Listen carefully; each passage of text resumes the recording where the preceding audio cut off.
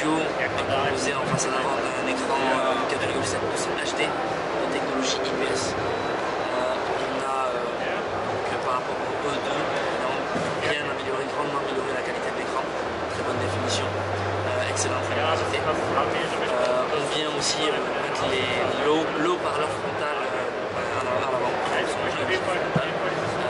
sur le E2 on la met sur l'arrière. L'arrière du téléphone on touche assez rapide pour matérialiser le jeu.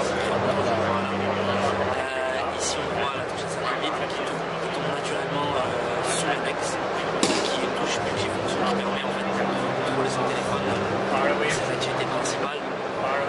Ici avec une pression sur l'écran d'accueil, avec une pression supplémentaire sur l'écran d'accueil que j'ai défini comme application principale, mais on peut très bien choisir n'importe quelle application d'installation du terminal. Et une application qu'on aurait téléchargée sur le store aussi. Absolument. Pas de limite. On peut faire la démo directement. Ça prend quelques secondes. On va dans les réglages. On va dans assez rapide. On choisit ici dans le shop press la fonctionnalité qu'on souhaite attribuer. Donc en termes d'application que j'aurais téléchargée qui n'est pas préinstallée dans le téléphone, on va mettre très bien Instagram. Et ici je vous montre tout de suite, j'appuie, j'ai mon Instagram qui se passe. Ça permet de gagner du temps.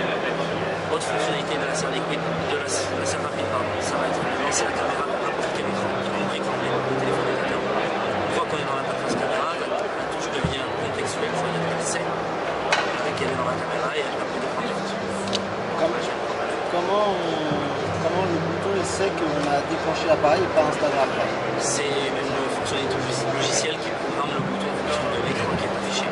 En gros, c'est un quota ou un Non, c'est nous qui l'avons programmé de cette manière, c'est suivant la façon dont on réagit avec le bouton, on lui donne des fonctionnalités différentes, mais là c'est un simple tap pour déclencher l'appareil. Pour le lancer, c'est l'appui du bouton, et pour le déclencher, c'est l'appui. De la même manière, si on est dans une application musicale, une simple pression, ça va être play, une simple pression à nouveau, ça va être record. Si on a un appel qui est en train d'être dessus, on peut déclencher tout simplement avec cette simple pression. C'est vraiment une touche contextuelle. Elle change de fonctionnalité suivant l'application qui est en place. Au niveau du dos, la touche, elle est intégrée pour éviter incurvée pour qu'il n'y ait pas de pression accidentelle. Voilà, c'est ça la question. Absolument, pour pas qu'il y ait de pression accidentelle non plus dans la poche, par exemple, avec du jean, en l'occurrence. Au-dessus de la touche, c'est rapide, on trouve l'appareil photo. On est passé sur du 13 mégapixels. Et 13 mégapixels, focale 1.8. Ça veut dire qu'il y a beaucoup de lumière qui rentre dans l'objectif. On a complété cet accompagnement, cet équipement physique par une offre logicielle intégrée à l'interface caméra avec la serre Bright Magic. Ça se présente juste comme un mode dans la caméra. Si jamais je passe sur ici, on est en mode Bright Magic, ici on est en mode normal. C'est très simple.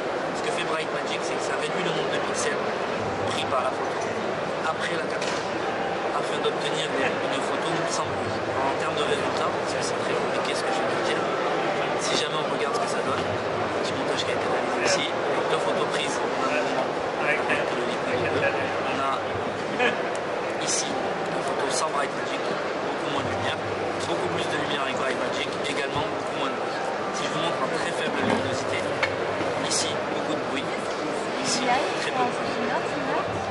On a vraiment une qualité d'image améliorée grâce à sa Bright Magic. Pour terminer sur la partie photo, élément unique au Acer Liquid 3, je l'ouvre, ça va être la partie selfie.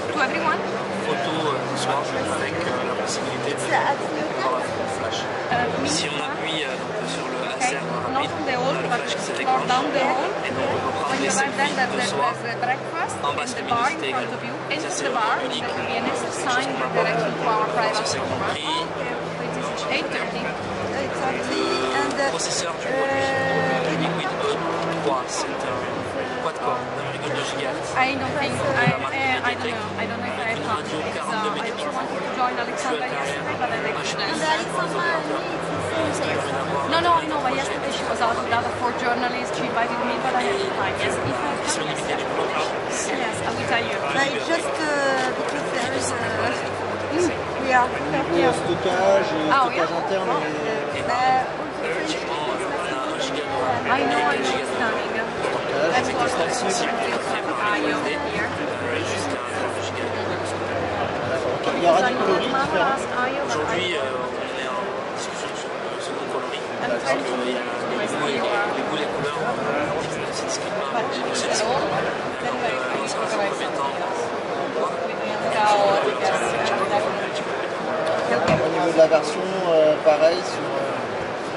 Alors ici, au lancement sur Android 4.2.2 Genuine, on a déjà confirmé par communiqué de presse la mise à jour Android Kit 4. On passera directement de 4.2 à 4.4. Une dernière petite chose.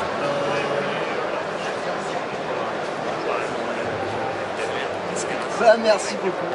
Merci à vous.